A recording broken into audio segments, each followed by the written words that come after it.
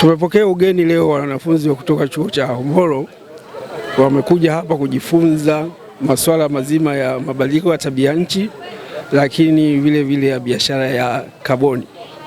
Kwa hiyo katika mabadiliko ya tabia nchi tulizungumzia kwamba mabadiliko ya tabia nchi yanasababishwa na nini na yana athari gani katika sekta mbalimbali za kiuchumi, na vile vile wakajifunza njia mbalimbali za kuweza kukabiliana na mabadiliko ya tabia nchi.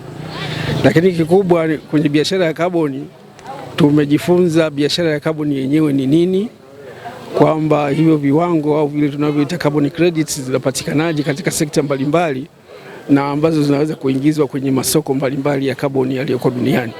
Kwa hiyo vitu vyote hivyo wamejifunza, na sasa ni matarajio yetu kwamba baada ya kujifunza hawa watakuwa ni mabalozi wetu kule wanakoenda, watakapokuwa wameajiriwa kwenye sehemu mbalimbali huko kwenye serikali za mitaa, wao ni walimu wa kuelimisha wenzao kule jinsi gani ya kukabiliana na mabadiliko ya tabia nchi na jinsi gani ya kupata fursa mbalimbali za biashara ya kaboni katika wilaya zao watakapokuwa wanakwenda.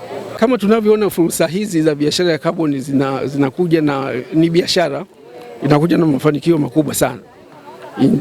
Mafanikio kwa kifedha na vile vile kwa kuboresha maisha. Kwa hiyo ni fursa kwa vijana wetu tuliokuwa nao nchini, wasikae tu mahali wakasema hamna fursa sijui za ajira sijui za kupata kipato, lakini kwa kupitia fursa hizi zinazoletwa na mabadiliko ya tabia nchi pamoja na biashara hii ya kaboni ni nyingi sana kiasi kwamba wanaweza kufaidika. Tumefika hapa kujifunza na kujengea uwezo juu ya biashara ya hewa ya ukaa na mambo ya carbon emission. Kikubwa zaidi tumewaleta hapa wanafunzi wetu kwa kujifunza na kuweza kuelewa zaidi kwamba biashara hii inafanyikaje, lakini pia wao kama sehemu pia ya jamii pia ya Tanzania na dunia pia kwa ujumla wanawezaje kujua hii elimu vizuri na kuweza kupeleka katika maisha yao pia ya kawaida na katika kazi zao za kila siku.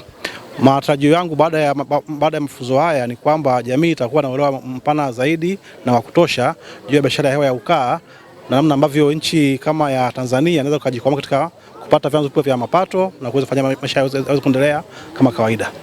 Kuhusu nilichojifunza leo, nimejifunza kuhusu carbon trading ambayo ni hewa ukaa, ambayo ni biashara inayofanywa na serikali na watu binafsi, ambayo inasaidia katika kutoa service mbalimbali kwa wanajamii, mfano kujenga shule, hospitali na vitu mbalimbali. Mimi binafsi nitaanza mimi mwenyewe kwa kubadilisha mindset yangu, ule uelewa wangu wa kawaida kwamba ili mazingira yawe mazuri kwa ujumla ni lazima nianze mimi mwenyewe kwanza. Nitakapoanza mimi mwenyewe itanisaidia katika kutoa elimu kwa wale wengine wanaonitazama na jamii kwa ujumla.